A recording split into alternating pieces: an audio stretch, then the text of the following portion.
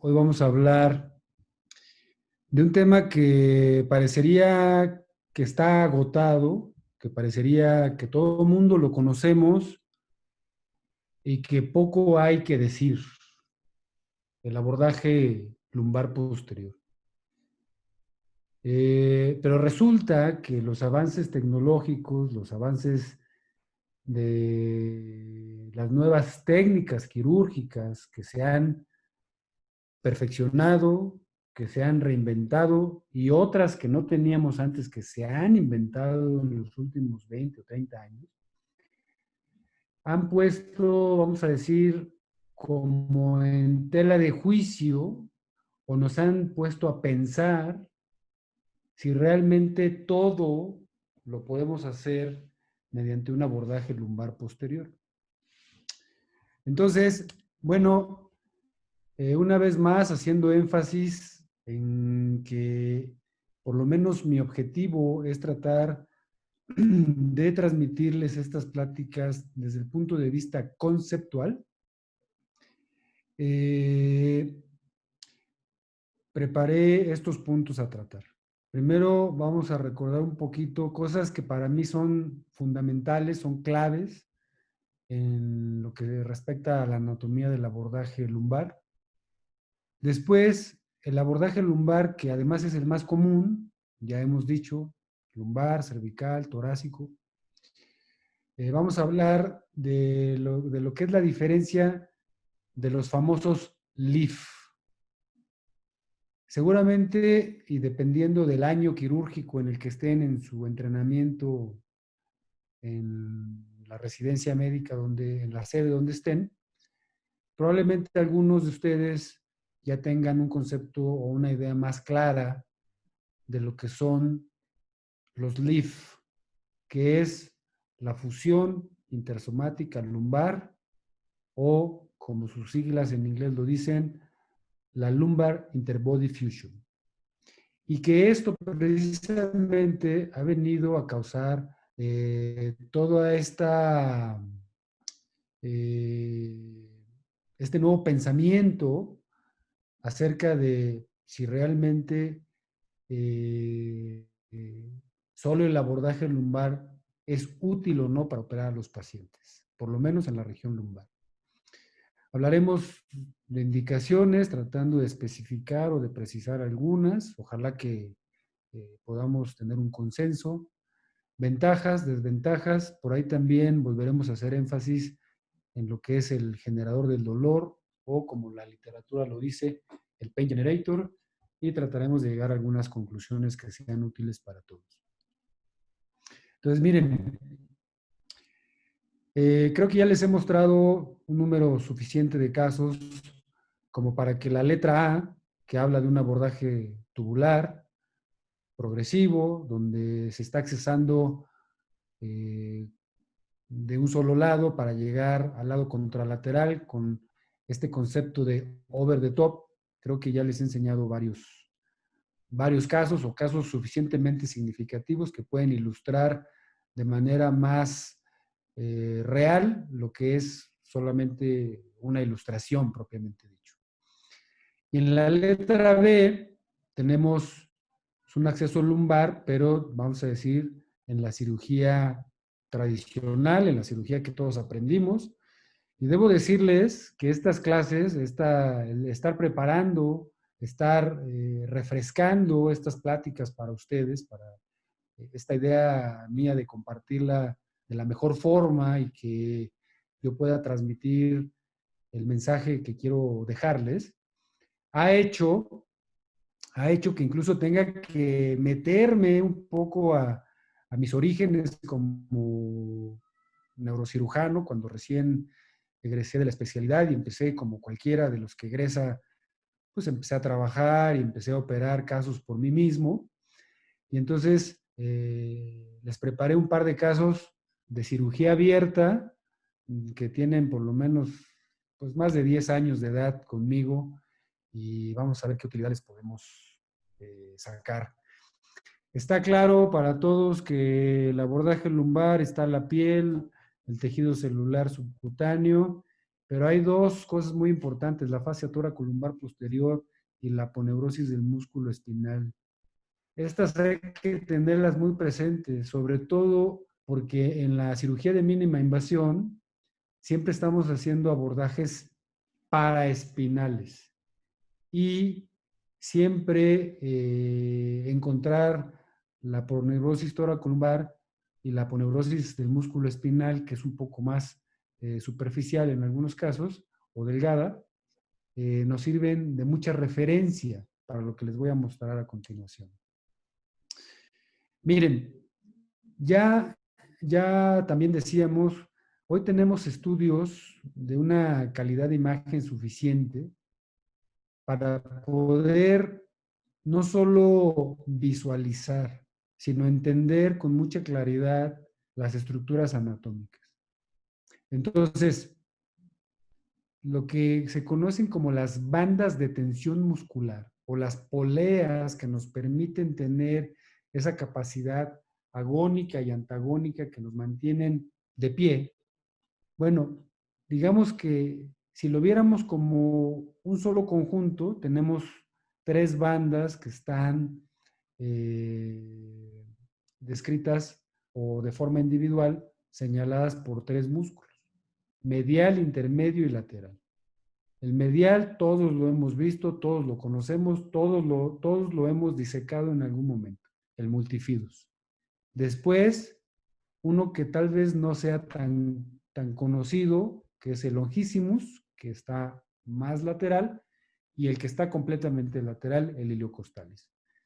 Hemos estado platicando de cómo hacer un TLIF, por ejemplo, por mínima invasión a través de accesos tubulares. Bueno, normalmente nos metemos a través del multifidus y del longissimus.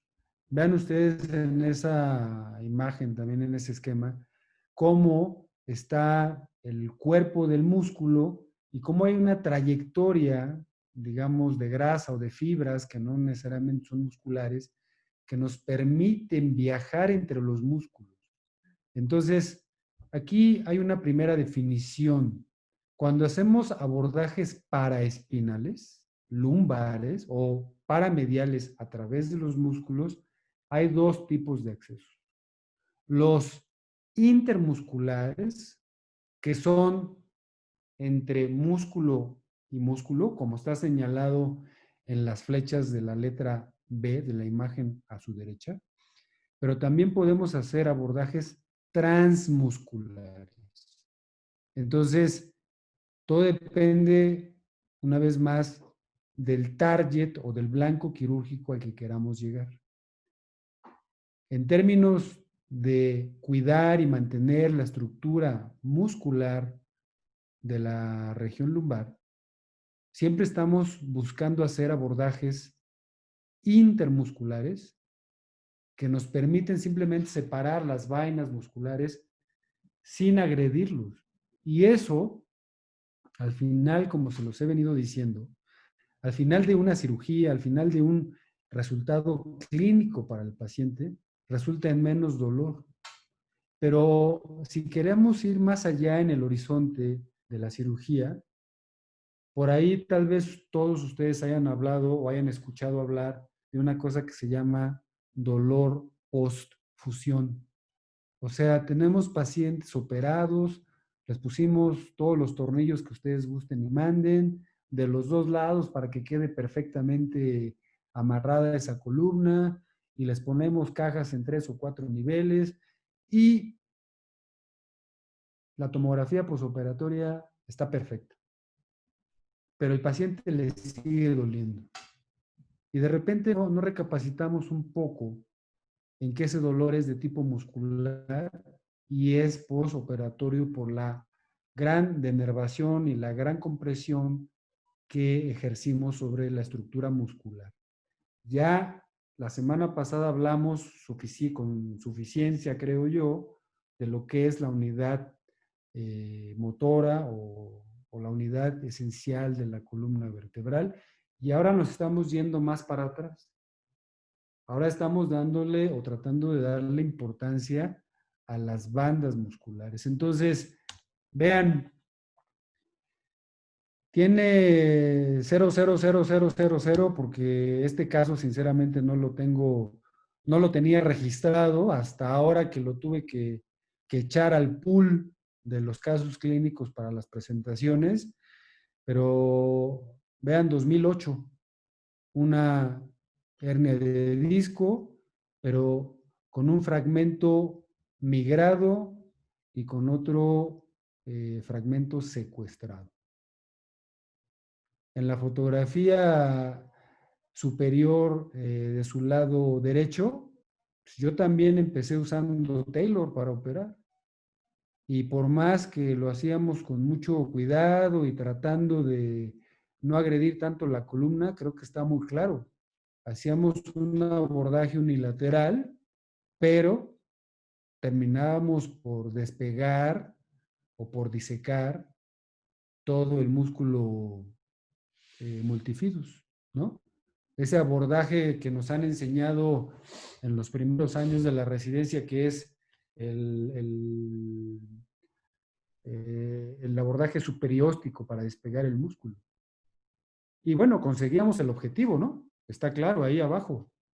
Una hernia de disco enorme de este chico que tenía apenas 21 años. Bueno, sacamos el disco, el paciente mejoró, pero ahí está la importancia de un abordaje lumbar que hacíamos antes.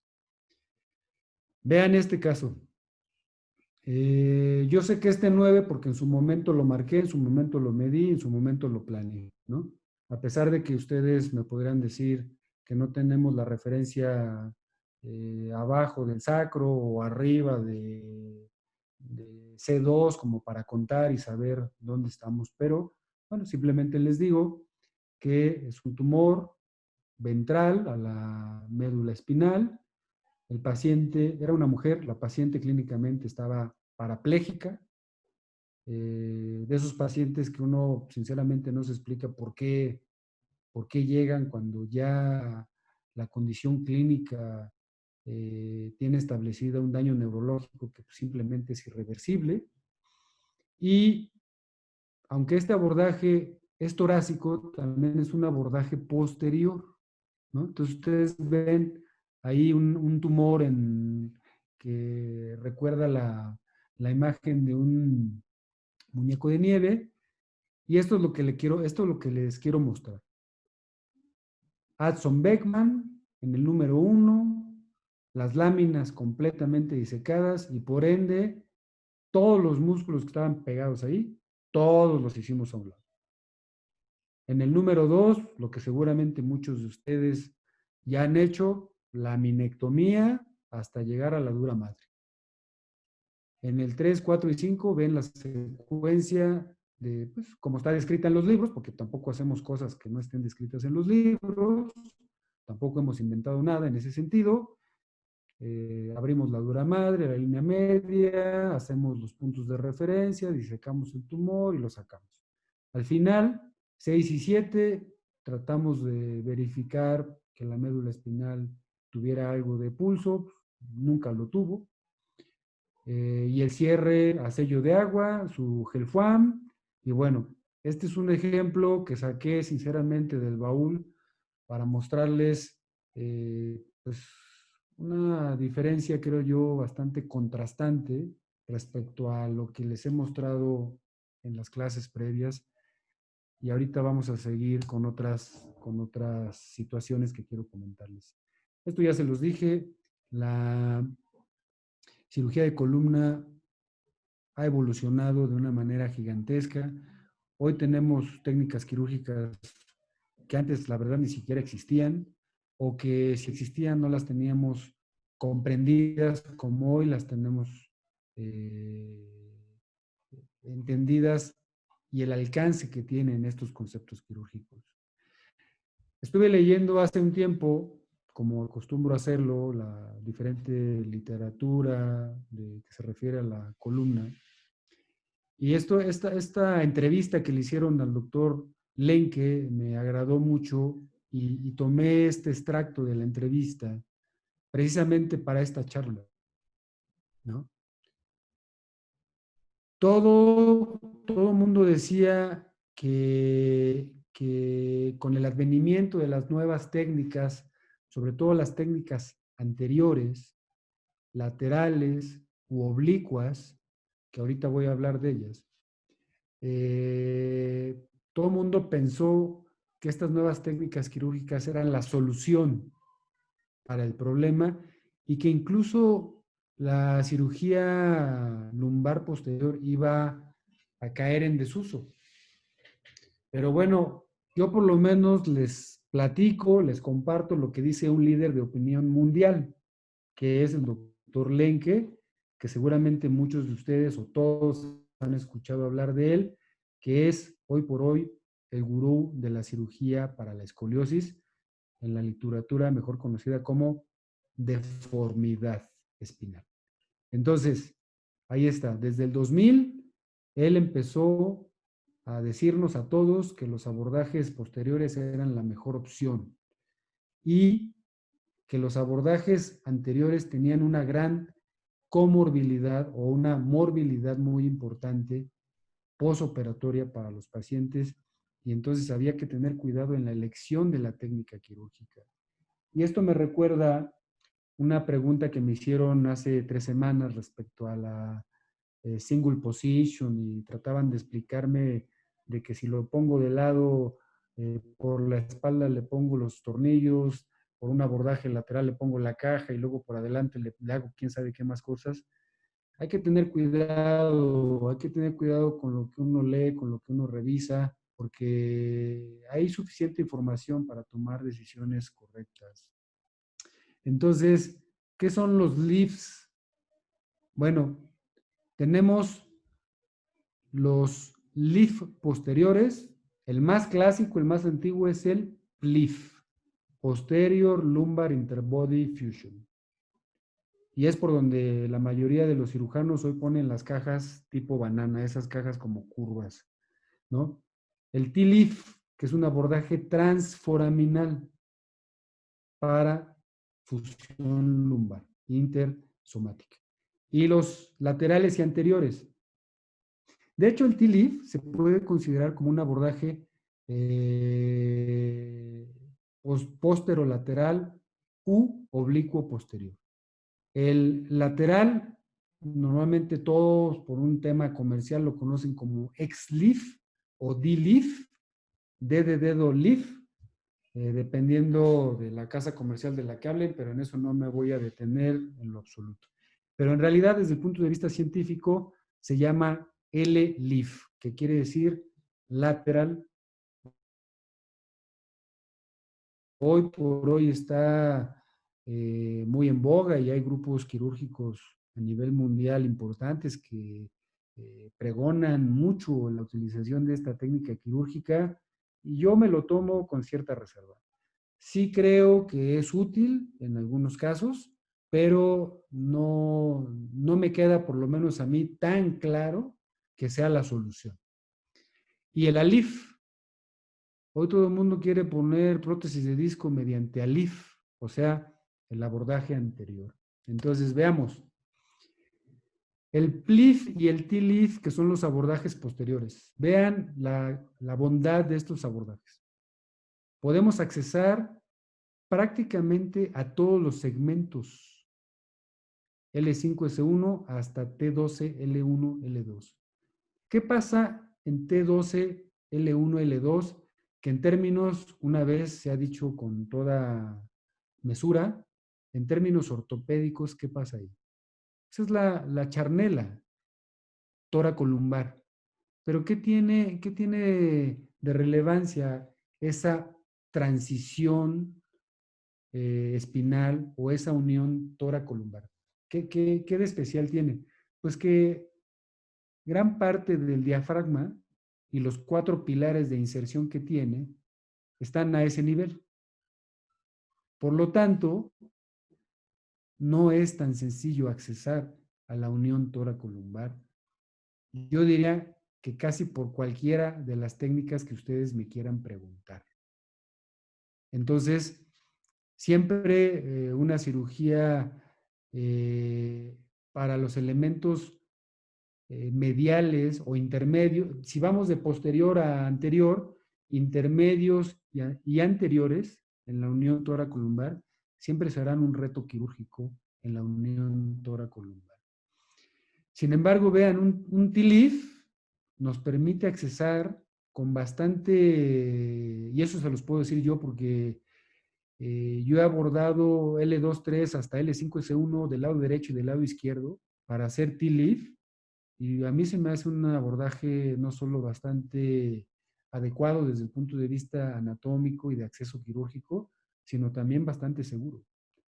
Hoy, la gente que ha evaluado de una manera científica el TLIF, nos ha platicado a todos que la caja intersomática, la caja de PIC que podemos meter o de titanio, del material que quieran, que se puede llevar al espacio intersomático, puede ser muy pequeña o que no podemos meter cajas con angulación para recuperar la lordosis y por lo tanto es una técnica hipolordótica. Eh, Hay algunas variantes que se pueden hacer a esta técnica como algún tipo de facetectomía o algo que nos permita corregir, pero el punto es que esta técnica de TLIF como una técnica posterior oblicua es bastante útil. De hecho, yo les podría decir que en mi opinión es la más versátil. El ALIF, obsérvenlo, está muy claro. L5S1 y L4L5. Y L4L5, cuando la bifurcación de los grandes vasos, por supuesto, la bifurcación de la aorta, no está no tiene una implantación baja. Porque si no, ni siquiera sirve ese abordaje para L4L5. El lateral leaf, mejor conocido como X-leaf, definitivamente está contraindicado en L5S1 por una cuestión anatómica de las crestas ilíacas. Y si nosotros estudiáramos con más detalle todo lo que son los mapas del plexo lumbar y su emergencia a través del músculo psoas que corre en la pared o en la cara lateral de los cuerpos vertebrales lumbares, nos daríamos cuenta que L4-L5, aunque esta literatura lo marca como posible, hoy por hoy también sabemos, los que hemos hecho XLIF y los que seguimos la literatura de XLIF, que L4-L5 no puede ser buena idea en todos los casos. Entonces, se limitaría a L3-4 y L2-3, igual que el OLIF. Entonces, vean ustedes cómo, por lo menos el mensaje que yo les quisiera dar es, hay que conocerlo, hay que saberlos hacer, todos los abordajes, todos los accesos quirúrgicos, pero para tener un armamento o una caja de herramientas quirúrgicas robustas como cirujanos. Pero no podría, por lo menos, yo no podría afirmar que todo lo hagamos por ALIF, porque no toda la cirugía es L5S1. Y tampoco podría decir que todo es por PLIF, porque pues, tampoco hay que meterle caja a todo. Entonces, esto se los trato de mostrar para que ustedes vayan viendo las diferentes opciones de accesos quirúrgicos. Y miren, si quieren que precisemos un poquito más, indicaciones, espondilolisis degenerativa con claudicación neurógena, y esa indicación se la podríamos poner desde L1 hasta S1. Pero aquí lo importante es entender las limitantes de cada acceso. Vean, contraindicaciones, cirugía abdominal mayor o cirugía retroperitoneal previa. Es lo mismo que pasa con el abordaje lumbar después de 3 cirugías. A ver, métete otra vez al segmento L5S1 con 3 cirugías previas y toda la brecha quirúrgica cicatrizada. El riesgo de que algo malo suceda es muy grande. Bueno, pues en el ALIF es exactamente lo mismo, todo va a estar pegado. Vértebra transicional es otra contraindicación y patologías vasculares, Por eso tus pacientes en su protocolo tienen que ir a angiología a ser valorados. Ahora, siempre nos han dicho la literatura, otra vez, que el problema ha sido la fusión, o sea, las tasas de fusión. Incluso por ahí alguien ya se atrevió a preguntarme tasas de fusión. Bueno, vean, el ALIF 90% es un porcentaje bastante serio, bastante alto, bastante aceptable, pero no es el 100%. Y ese 10%, créanme lo que en la vida diaria no es cosa menor.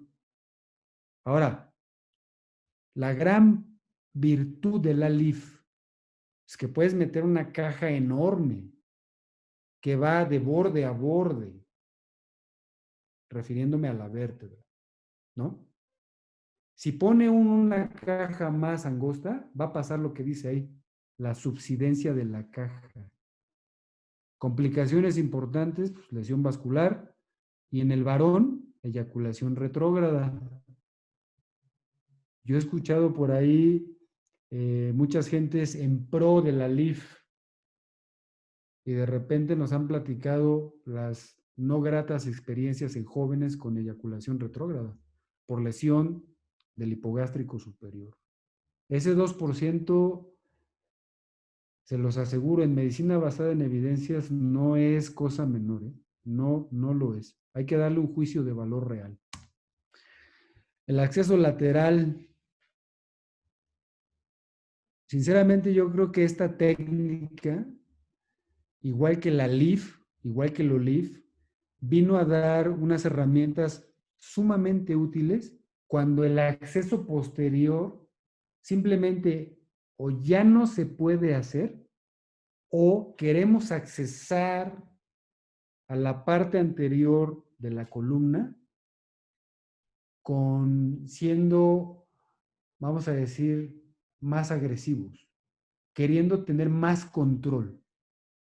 Sobre todo el ALIF para L5S1, pero el abordaje lateral, podemos quitar cuerpos enteros por ahí, podemos quitar discos, poner tornillos transcorpóreos, placas transcorpóreas. Realmente el abordaje, eh, teniendo la disponibilidad de la tecnología y conociendo de manera correcta el mapa del plexo lumbar, en mi opinión, es una gran herramienta que tenemos hoy los cirujanos de columna. Antes, todos ya en la práctica profesional, y ustedes también lo deben recibir aún estando en su residencia, pacientes de 60, 70 años con escoliosis de novo, con la escoliosis del adulto. Ojo, no estoy hablando de la escoliosis juvenil progresiva, esa es otra historia. Estoy hablando de la escoliosis del paciente geriátrico, del paciente adulto mayor. Y ya nadie quería hacerles nada. Y la respuesta era, pues, ya tiene edad donde la cirugía es sumamente peligrosa, de alto riesgo, y había muchos cuestionamientos para operar a esos pacientes. El XLIF o el acceso lateral, en mi opinión, ha venido a resolver muchos de esos casos donde podemos ayudarles realmente a los pacientes, donde podemos poner cajas tremendamente grandes que también van como en el ALIF de borde a borde lateral de la vértebra, y además podemos poner cajas lordóticas. Y entonces, si recuerdan que la escoliosis del adulto o la escoliosis de novo es una laterolistesis, este abordaje nos permite corregir la laterolistesis y además nos permite corregir la pérdida de la lordosis lumbar. Y entonces, a pesar de que no lográramos la perfección de un balance sagital, sí la mejor distribución de cargas, hablando de la carga axial, hace que los pacientes, se los aseguro, mejoren de manera sensacional, extraordinaria. Ahora, si definitivamente no podemos accesar por la vía posterior y queremos revisar esa columna y no es L5S1, sino es L2-3 o L3-4, hasta L3, hasta L4-L5 en algunos casos, como ya dije, esta herramienta se vuelve muy útil. Se los platico con la intención de que se queden con esa idea y de motivarlos a que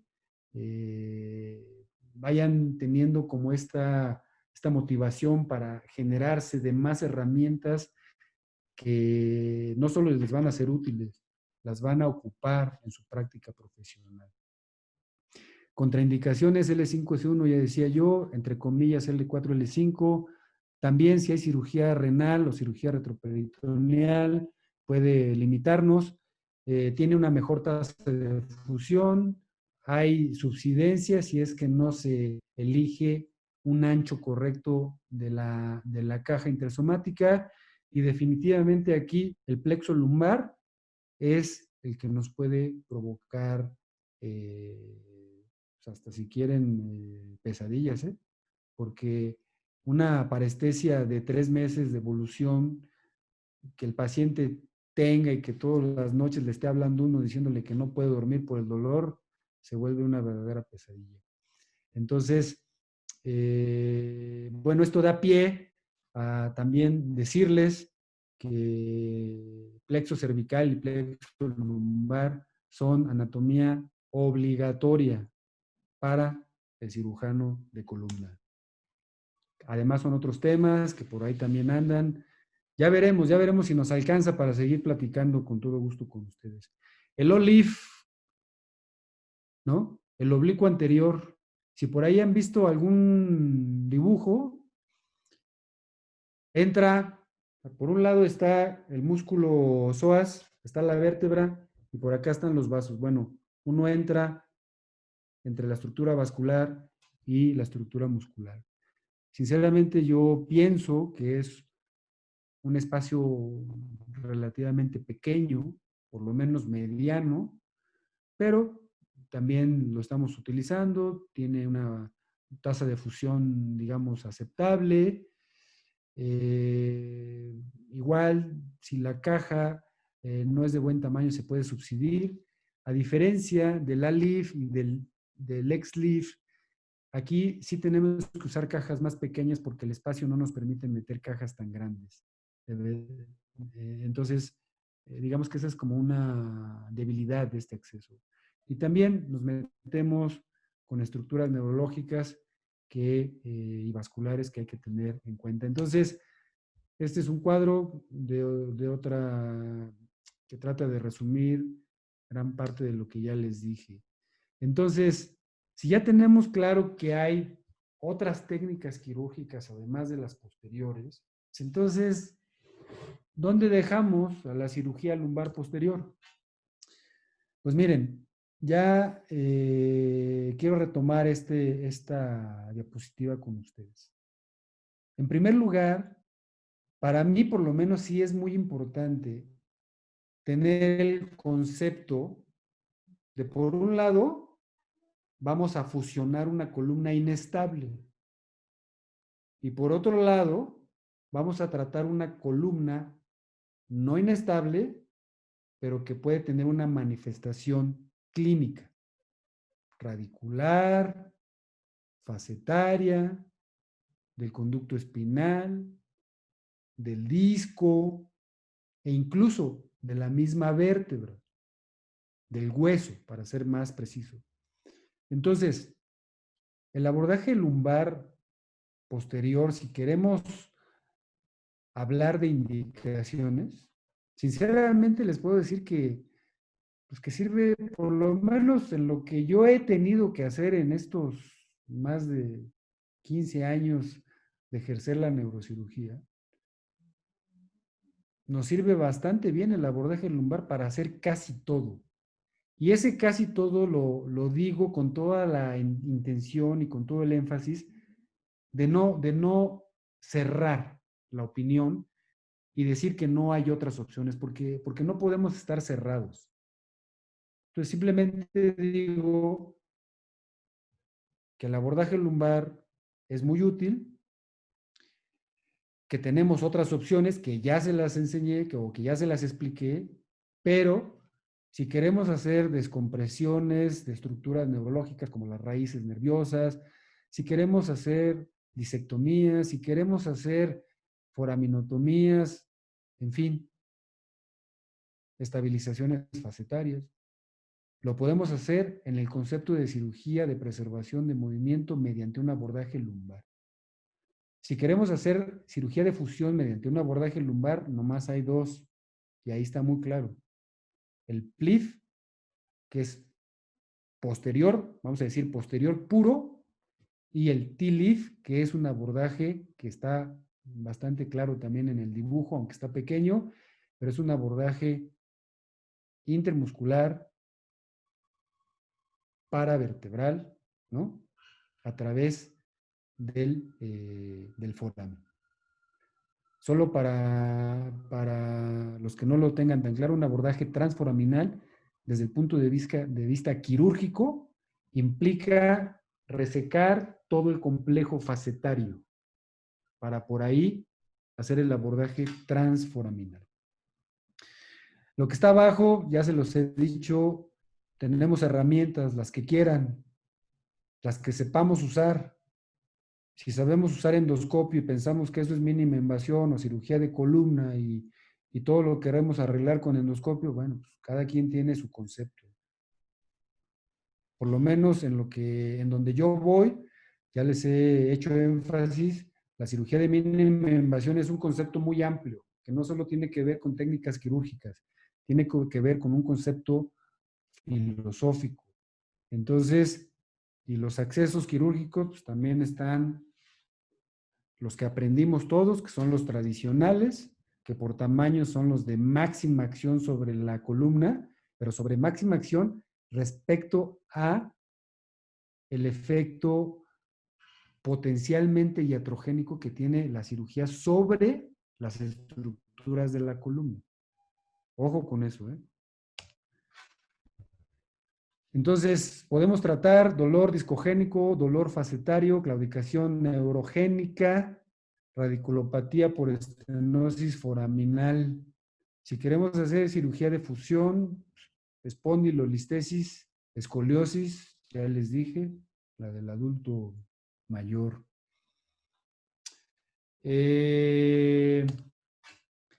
Pero resulta que no todo lo que vemos los cirujanos de columna es en el apartado etiológico de lo crónico degenerativo. Resulta que también hay trauma raquimedular, patología oncológica, metabólica e infecciones. Bueno, a través del acceso lumbar posterior podemos tratar todas estas patologías. Por lo tanto, después de esta descripción que acabo de hacer, no hay una evidencia definitiva y clara que cualquiera de los accesos de los que les he platicado, de los accesos quirúrgicos, sea superior a otro en términos de fusión y en términos de resultados clínicos. ¿Qué quiere decir esto? Que por un lado depende del entrenamiento que tiene el cirujano. Entre más completo y robusto, podrá entonces elegir la mejor opción del acceso quirúrgico para la patología que va a tratar en un paciente específicamente. Entonces, ventajas del acceso lumbar. Pues de entrada, al final en la sesión de preguntas y respuestas, espero que alguien levante la mano y me diga que en su sede les han enseñado a hacer ALIF, por ejemplo, o LIF. Pero resulta que en la realidad, todos los cirujanos, incluido en primer lugar yo, los cirujanos de columna estamos familiarizados con el acceso quirúrgico que es el lumbar posterior. Esa es una de las grandes ventajas. Y entonces, si nosotros entendemos la versatilidad y el horizonte que realmente nos da este acceso, pues podemos sacarle un jugo tremendo para tratar, como ya he explicado, prácticamente lo que querramos. Habrá casos específicos, por supuesto. El abordaje lumbar posterior permite una excelente visualización de las raíces nerviosas y yo no creo que haya otro, ¿eh? O sea, por adelante, pues vemos el disco y vemos la porción ventral, pero no vemos con esa claridad como la que vemos en un T-leaf, la raíz de paso y la raíz de salida, para ser concreto. También permite una descompresión de las estructuras neurológicas de forma amplia y, bueno, si el tema de discusión en los foros más importantes a nivel mundial en cuanto a la cirugía de columna es la fusión, el acceso lumbar posterior, tranquilamente hay información suficiente para poder decir con claridad que nos sirve para fusionar pacientes. Otra cosa es que hay una tendencia a fusionar pacientes. Eso es una conducta quirúrgica. La versatilidad, la ventaja es que el acceso nos permite hacer cirugía de fusión. Entonces, simplemente ya será decisión del cirujano si la indicación de la fusión es correcta o está forzada para fusionar pacientes. Ojo con eso. Miren, todo esto de lo que estamos hablando, para mí no tiene razón de ser si no entendemos, si no yo mismo trato de enfatizarles y dejarles ese mensaje del generador del dolor. Y una vez más, la exploración neurológica espinal no solo es, vamos a decir románticamente, súper bonita, sino es muy exacta, muy reproducible y nos da datos bastante objetivos. Un paciente cuando trae un foot drop, cuando trae un pie en gota, pues lo primero que pasa es que entra con una marcha equina al consultorio. Bueno, este patch, para los que tengan el concepto completo, ¿sí? Desde que entra el paciente podemos decir que trae un foot drop y podemos tener claro que la raíz que está lesionada es L5 y por lo tanto podemos hacer maniobras de exploración física dirigidas a encontrar más información. De ahí que una vez más la invitación, ahí están las citas de miotomos y dermatomos. En lo que a mí respecta son artículos sensacionales que yo cada vez que los leo les encuentro más detalles, los disfruto mucho, los entiendo más. Espero que para ustedes también así sea. Entonces, el diagnóstico clínico, ya se los comenté también, hay ocasiones en que no hay congruencia clínico-radiológica y entonces hay que hacer diagnósticos invasivos. ¿Para qué? Para entender los signos y los síntomas. Si no tenemos firmemente desarrollado el concepto de la propedéutica para poder distinguir un dolor discogénico, radicular, facetario, de la claudicación neurógena o del dolor óseo, no podemos pasar a la siguiente etapa, que la pregunta es, ¿qué le vamos a hacer al paciente? La primera pregunta siempre debe ser, ¿qué le duele al paciente? ¿Qué le duele? Si ustedes se hacen esa pregunta y se la responden en base primero a la clínica y eso lo engranan con todos los estudios que ustedes quieran, que ustedes necesiten o que simplemente los estudios a los que tengan acceso, ¿no? Porque yo quisiera en muchos casos tener tractografía espinal, que por supuesto que ya existe, pero desafortunadamente todavía no tenemos ese libre acceso que quisiéramos a una tractografía espinal. Bueno, pues me conformo con la resonancia magnética, las dinámicas y la tomografía, que son como lo mínimo de rutina en imagen. Pero seguramente hay casos donde tenemos que ir más allá. Pero entonces, si no tenemos resuelta la pregunta una vez más, ¿qué le duele? ¿Cómo vamos a resolver la siguiente pregunta de qué le hago? Parece sencillo, ¿no?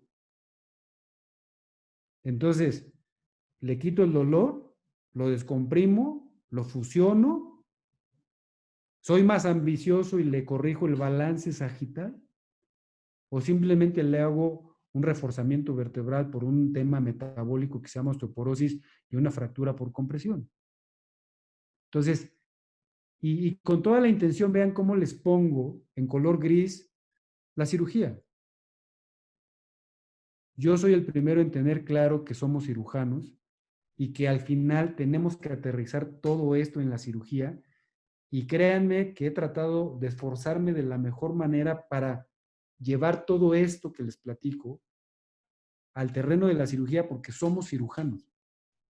Pero si el cirujano no tiene un background donde camine con certeza, pues entonces lo quirúrgico se vuelve un poco nebuloso y vamos a andar haciendo cosas tratando de forzar técnicas o indicaciones quirúrgicas. Y por lo menos para mí, desde como yo entendí la invitación, que era para médicos en formación, simplemente estoy tratando de hacer ese énfasis para ustedes. Desventajas del abordaje lumbar posterior.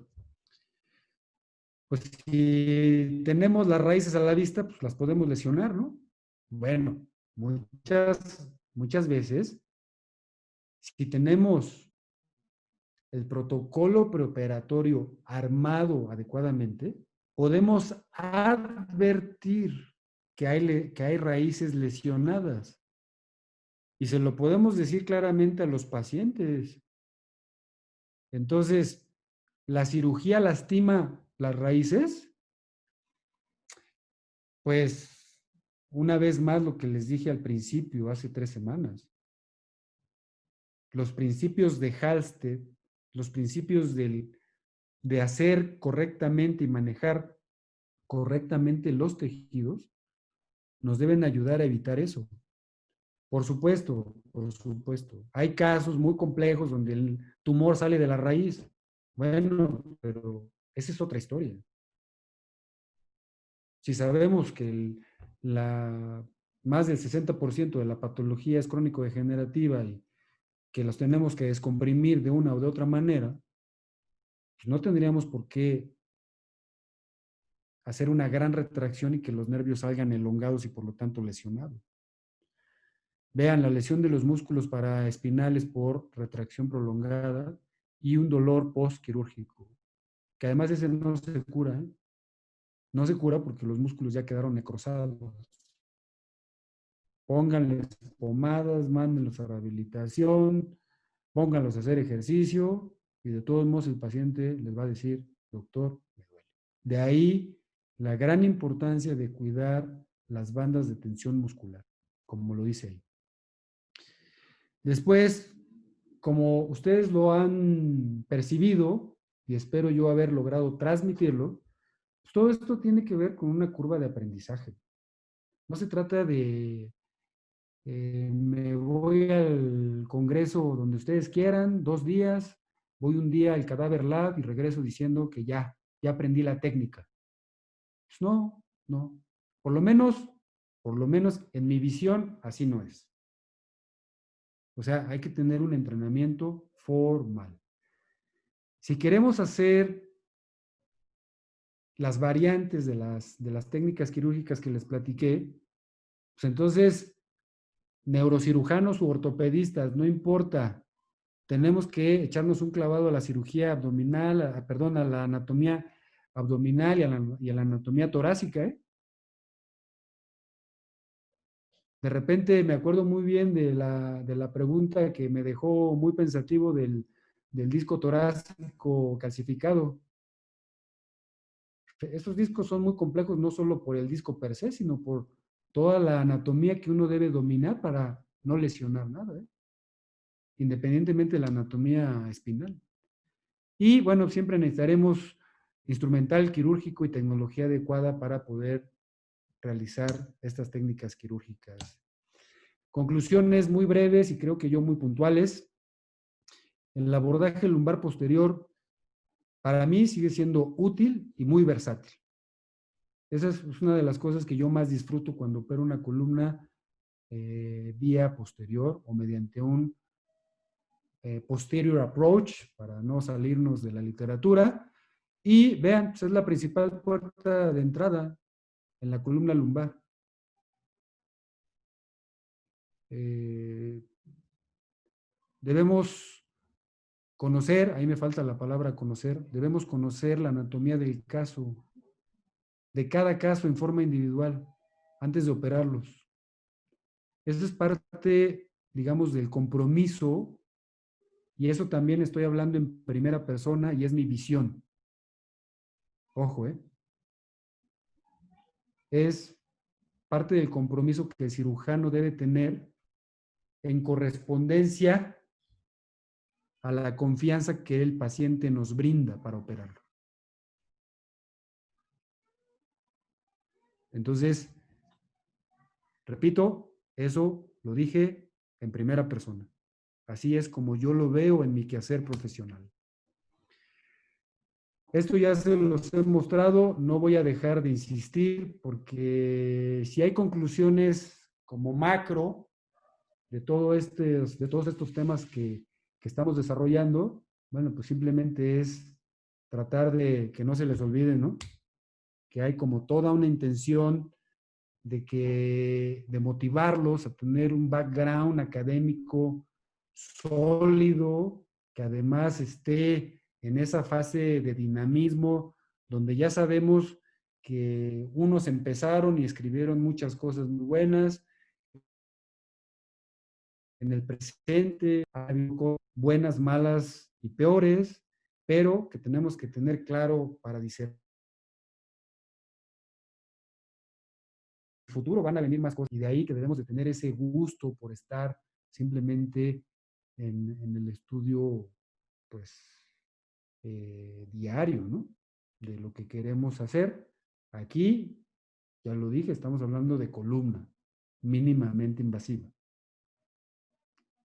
Los que tomen otros caminos, porque así sea su decisión y su gusto, pues, perfecto, pero ojalá que logremos transmitir estos conceptos que van más allá solo de la cirugía de columna.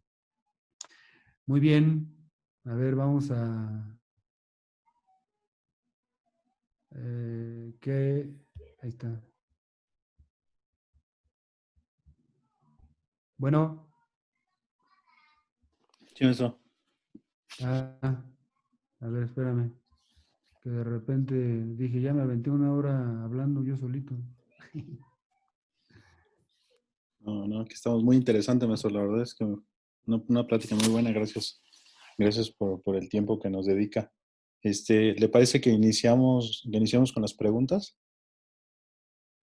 Sí, pero a ver, quiero ver lo de las pantallitas, ahora sí, en toda mi pantalla. No sé cómo hacerlo. Hay que abrir nada más el Zoom. Ya, ya. ¿Sí? Ahora sí, ahora sí que para ver a los usodichos que me van a interrogar, ¿no? Porque créanme lo que hasta me he puesto a estudiar, ¿eh? Viene. Eh, el doctor Wilmar Cortés Wilma. le agradece por la plática y preguntan Ujú. que si puede explicar un poco más a fondo la transición, ¿ok? de T2L1 y de qué manera se comporta como contraindicación para los abordajes que comentó. Bueno,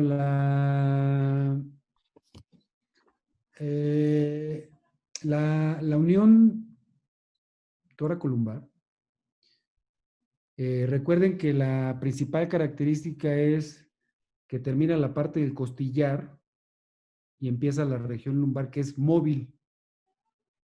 Eso desde el punto de vista de biomecánica. Desde el punto de vista anatómico, ahí se implantan los 4 pilares de cada lado del diafragma. Entonces, si queremos abordarlo por un acceso lateral, híjole, pues va a estar difícil, ¿eh? Porque tenemos una gran barrera de tejido muscular. Si lo queremos hacer por adelante, me refiero a una LIF, está contraindicado por la cuestión vascular. Está la aorta y la cava. Y en mi opinión, el espacio lateral que queda entre el psoas y la arteria o la vena, que normalmente se accesa del lado de la arteria, no de la vena, es muy pequeñito. Y es una zona, creo yo, también de alto riesgo. Entonces, yo pienso que esas son básicamente las limitantes, ¿no? La naturaleza propia de la región. Ahí yo cuando me he tenido que meter a esa zona, yo voy por atrás. Esa sería mi respuesta. Ok. El, el doctor Jorge Salazar le agradece la conferencia, dice que excelente. El doctor Víctor Marín Gracias. le agradece por la plática también y pregunta, en caso de alguna lesión de plexo venoso, yo creo que nos quiere preguntar sobre el control del sangrado en un abordaje por mínima invasión versus un abordaje abierto.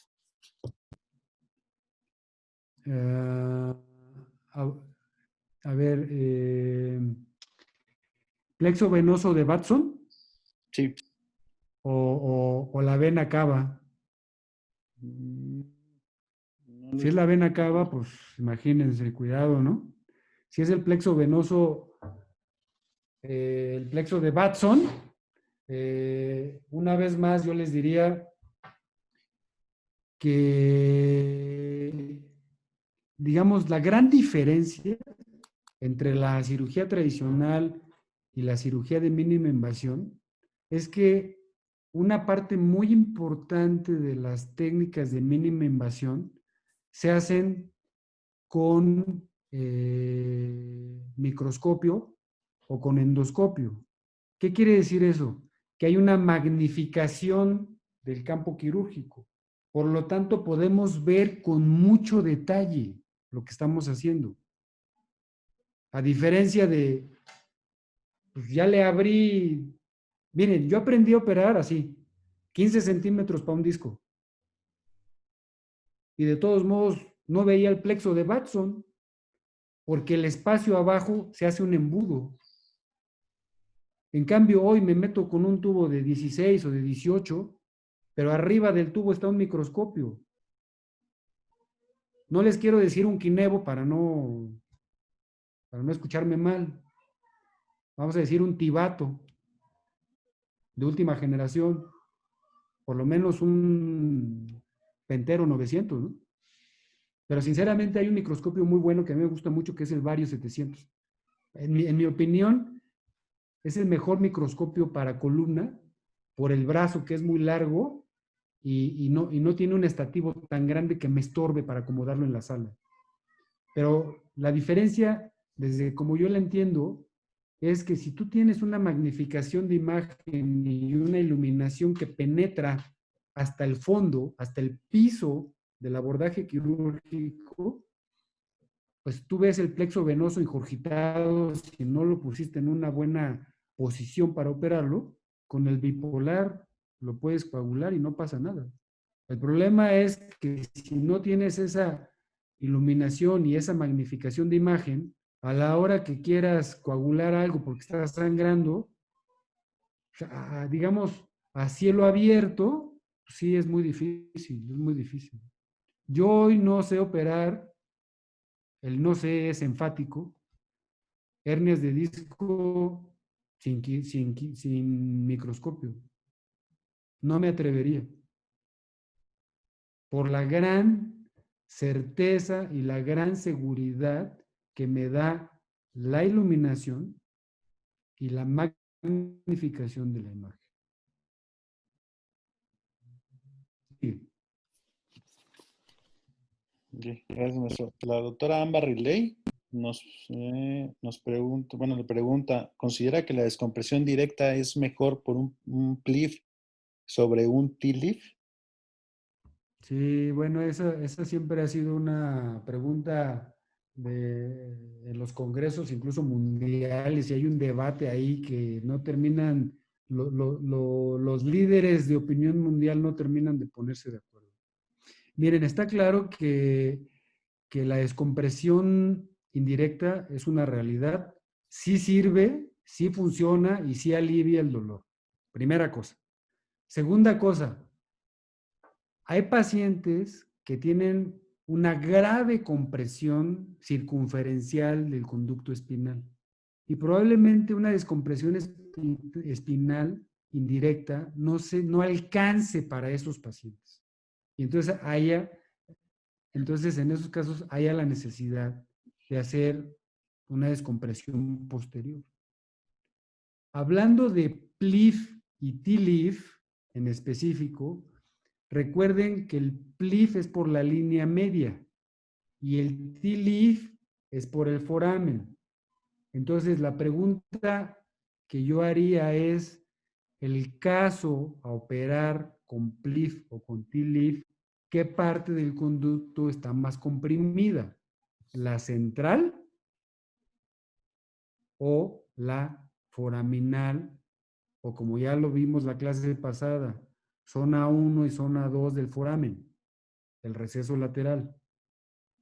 Y de ahí yo elegiría la técnica.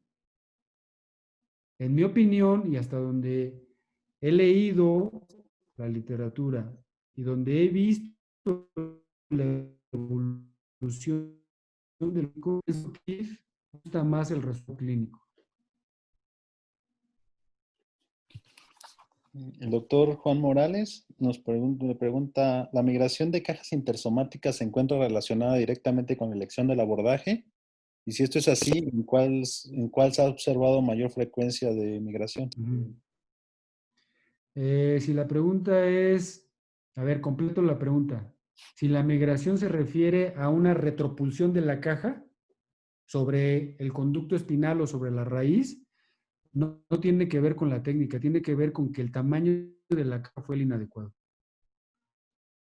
Si tú le pones una cajita chiquititita a un espacio de este tamaño y queda flotando la caja, esa caja se va a salir. Y luego si además de repente usan el concepto alón, la caja entra solita y no le ponen todo. Pero ahí es más técnico, quirúrgico. Está muy descrito que la caja tiene que entrar entallada, que cuando entra una caja ensomática debe distraer el espacio. ¿Para qué la debe distraer? Para que quede así justa. No debe quedar tan justa porque por ahí hay, les he comentado, un par de cálculos o más, donde ustedes miden la altura insomática y les da, vamos a decir, 6. El espacio intermédico da 6 por las tesis. Entonces se perdió altura. Un espacio de 6 más 2 la caja. O sea, mínimo tiene que ser una caja de 8, mínimo. Y entonces es difícil que se pulse. Yo no he leído en respuesta concreta si hay relación por la caja. Más bien lo que he leído, si hay retropulsión de la caja por la técnica quirúrgica que se elija. Más bien lo que he leído es que la caja se sale porque no fue del tamaño correcto.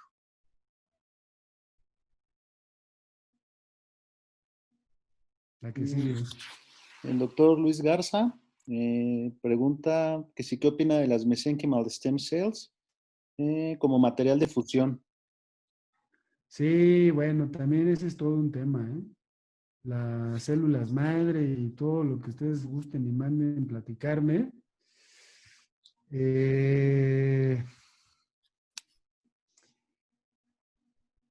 el concepto de fusión no se ha resuelto por completo en el sentido de saber cuál es el material idóneo que nos asegure un 100% de fusión. No existe eso. Hoy tenemos todo un tema genético, ¿no? Desde que se leyó el código genético humano, tenemos células totipotenciales que además se toman por el cordón umbilical o de la pulpa de los dientes cuando se muda de dientes. Y estamos tratando en el mundo, bueno, los que se dedican a eso, yo no. Yo estoy tratando de entender, leyendo esa corriente. Eh, Estamos tratando de entender si las células madre o las células mesenquimatosas o el nombre que gusten y manden decir son la solución. Bueno, no hemos llegado a eso. Por lo menos hasta donde yo voy, no hemos llegado. Y lo mismo aplica para el disco. O sea, células madre para inyectárselas al disco, que el disco se regenere y que el disco ya no se enferme y no haya que operarlo. No se ha resuelto eso. ¿De acuerdo? Acuérdense, ahora, saliéndome un poco de las células madre. ¿Ustedes conocen por ahí el MVP, tipo uno y tipo 2? Bueno, esos son, digamos, la proteína morfogenética ósea. Es como lo que sabemos hoy que es lo más eh, el mejor implante o el mejor biológico que tenemos para fusión. Pero les voy a platicar una anécdota. Por ahí un doctor americano que se llama Eugene Carrey hizo un estudio muy importante en los años 90, si no me equivoco, donde publicaba que el MVP era oncogénico. Y entonces en el mundo de la columna, la proteína morfogenética se cuestionó mucho e incluso salió del mercado, luego regresó. En fin, lo único que trato de explicarles es que no hemos resuelto eso, ¿eh? Ni con células madre. Vamos a esperar, ojalá nos toque, probablemente les toque a ustedes jóvenes. Yo creo que a mí ya no me va a tocar esos avances, por lo menos usarlos, ¿no? No hay ningún producto en el mercado.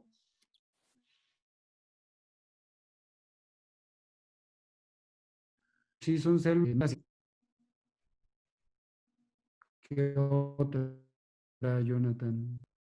El doctor Luis Pérez pregunta, ¿repercute o causa diferencia en el abordaje posterior Ujú. clásico con respecto a la dinámica y el posquirúrgico el hacer una disección superióstica respetando el ligamento supraespinoso o abrir por línea media? De hecho, en la misma,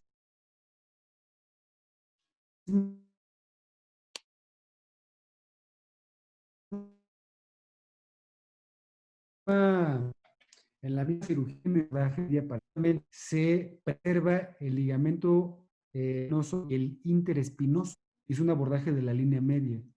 La diferencia con lo que está preguntando el doctor es que en lugar de hacer un despegamento superióstico, hacemos una disección del músculo y hacemos la dilatación con el sistema tubular. Eso es un trato más gentil al músculo que agarrar el bipolar y despegarlo, ¿no? Que es lo que normalmente hacemos como para el despegamiento superióstico o pues, agarrar la legra de Koch y pues, hasta que sangre para que ya sepamos que llegamos al hueso, ¿no? Entonces, si hace diferencia preservar los ligamentos, está demostrado que son elementos que preservan la biomecánica. Está demostrado que entre más lesión muscular haya, la banda de tensión se delimita, se debilita. Entonces sí hay que cuidar tanto los ligamentos como el aparato muscular. Entre más grande sea el acceso por la línea media, aunque respetes los ligamentos y te llevas los músculos, pues mala idea. A largo plazo, posoperatorio. El doctor Oscar Medina Carrillo pregunta, ¿cuál es el riesgo de fístula de líquido cefalorraquídeo en los diversos abordajes y su tratamiento transoperatorio y posoperatorio? Bueno, también ahí, sinceramente no tengo a la mano vamos a decir, un cuadrito o una gráfica donde yo les pusiera decir que en el OLIF, ALIF y cualquiera de estos que hablamos, en cuál se presenta más la fístula. ¿Y saben por qué?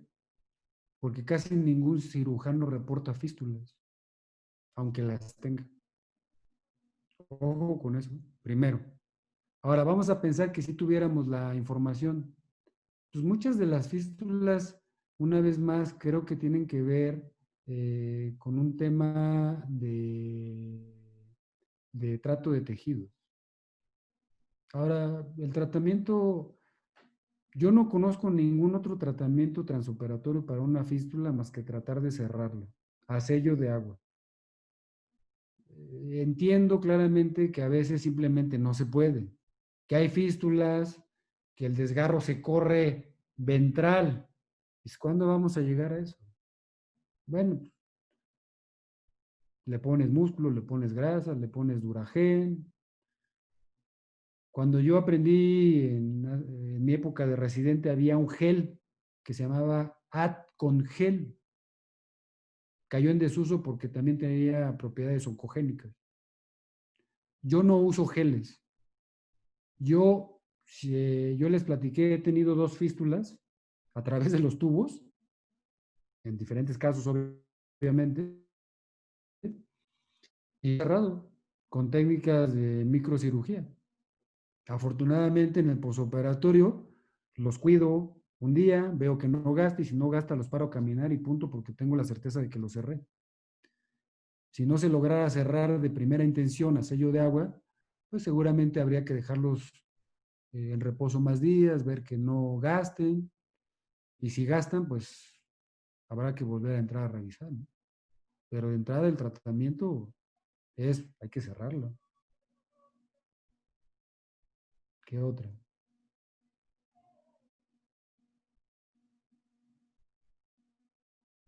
Jonathan,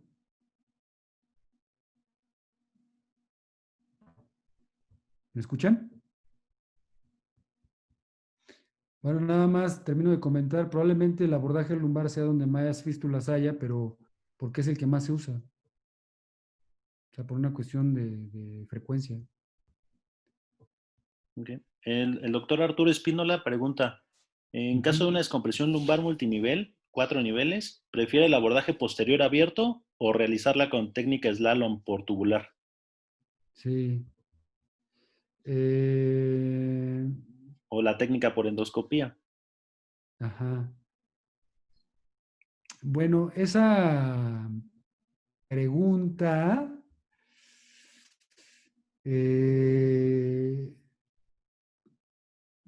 digamos que desde que he entendido más el tema de la propedéutica de la columna y desde que he entendido más la forma de tratar a los pacientes, pocos son los pacientes que ocupan cirugía de más de 3 niveles, pocos para descompresión.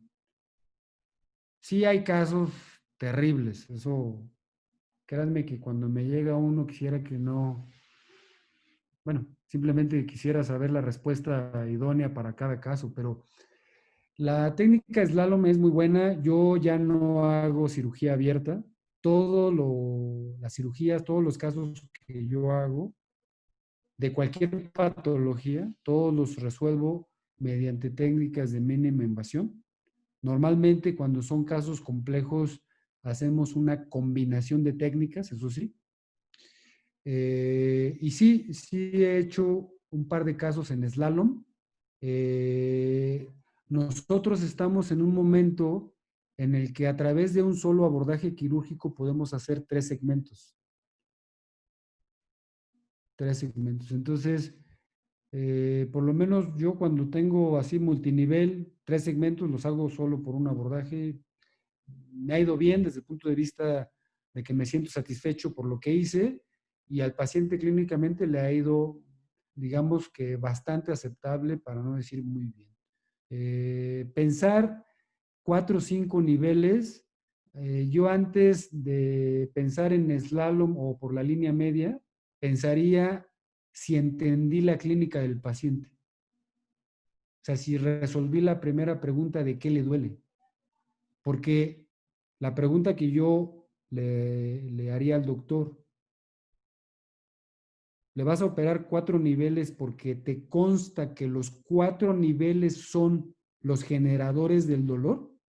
¿O porque en la resonancia se ve que los 4 están con compresión? Ojo con eso, ¿eh? De ahí el gran énfasis que he tratado de hacer de el generador del dolor o el pain generator. Si la respuesta fuera, doctor, si le duelen los 4, pues opérale los 4, indudablemente. Pero para eso me imagino que no solo le hiciste tomografía, radiografía, resonancia, bloqueo radicular, bloqueo foraminal, bloqueo facetario, bloqueo del hiato. O sea, agotaste todo el método de diagnóstico para tener la certeza de que le duele todo. Y además, de los dos lados. 4 segmentos equivalen a 5 nervios de un lado y 5 nervios de otro. O sea, ¿le duelen 10 nervios? Yo, sinceramente, antes de pensar en le hago 2, le hago 3 o le hago 4, yo recapacitaría en mí para decir, reflexión. Pero el slalom, pues, y yo todo lo hago por mínima invasión. Ya no hago cirugía abierta.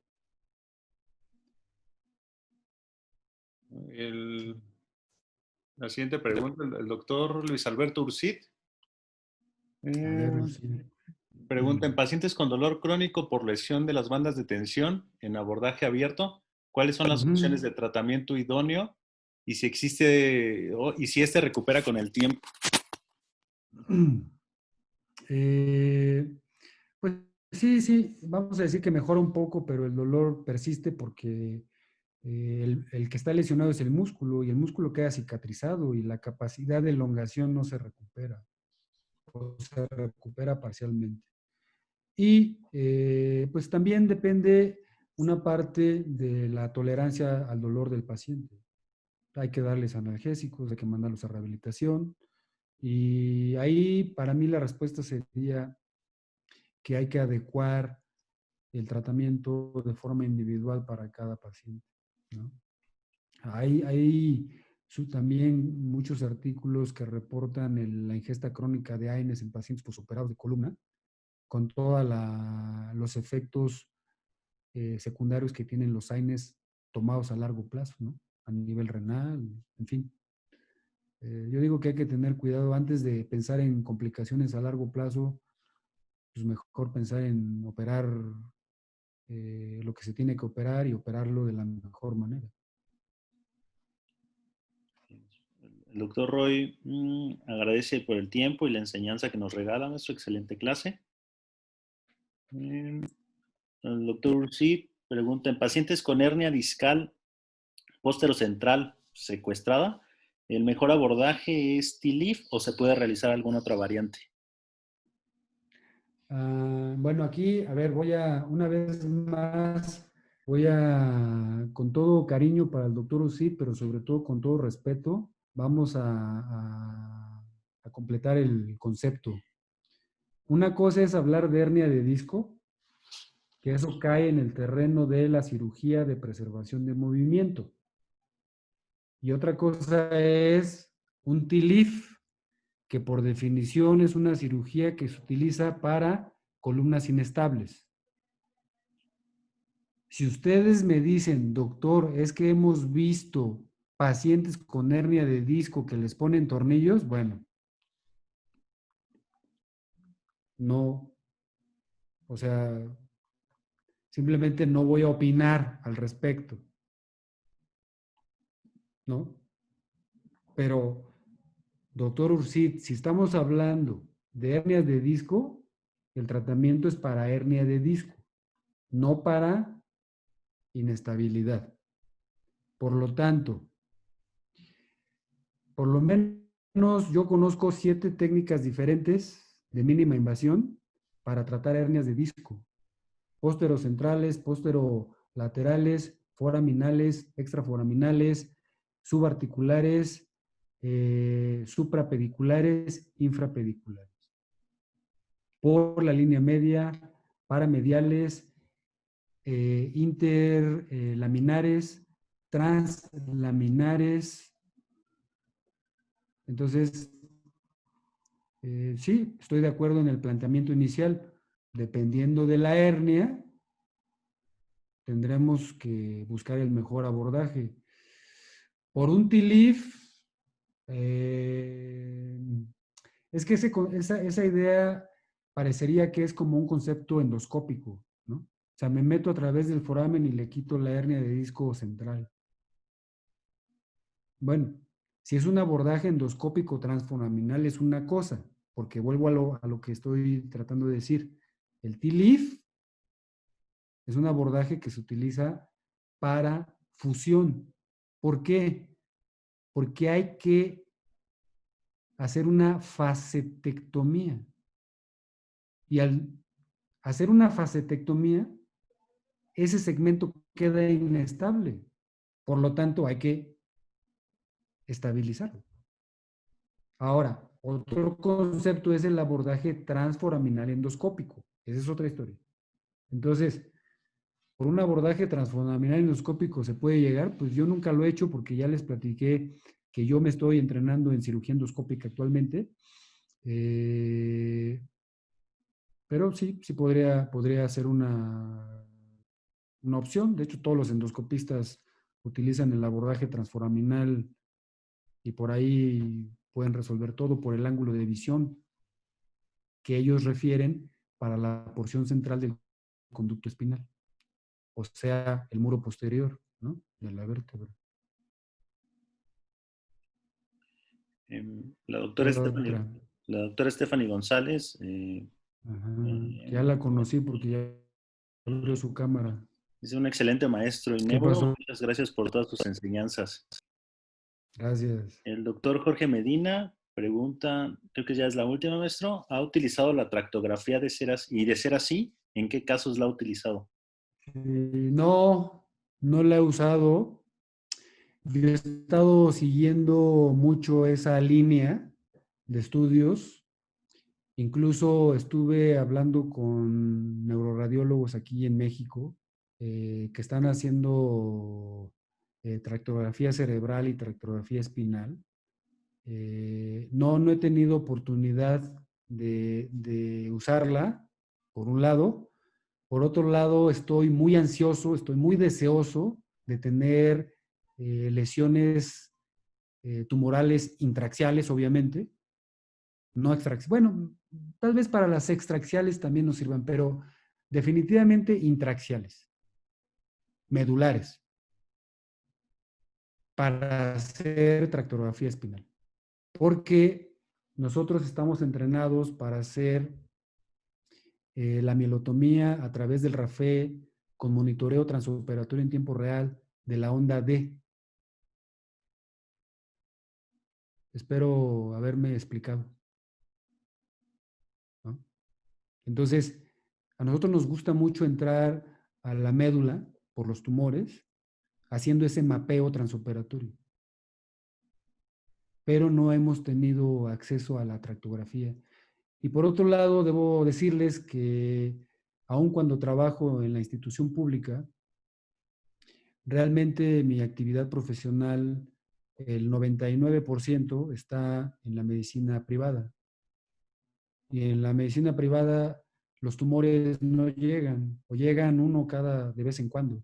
Eso es una, digamos, de las limitantes que yo les puedo comentar que tengo para que yo no tenga acceso a, a diferentes líneas de patologías que por supuesto estoy deseoso de poder operar, ¿no? Y bueno, han llegado algunos casos, por ahí les platiqué, he tenido un par de tumores.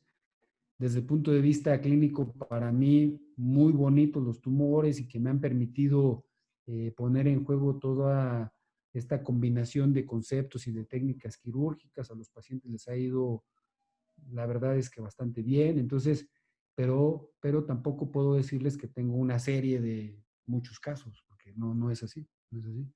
Entonces, bueno, pues ojalá que tenga oportunidad de tener acceso a pacientes oncológicos, pero que también tenga yo oportunidad de tener acceso a la tecnología.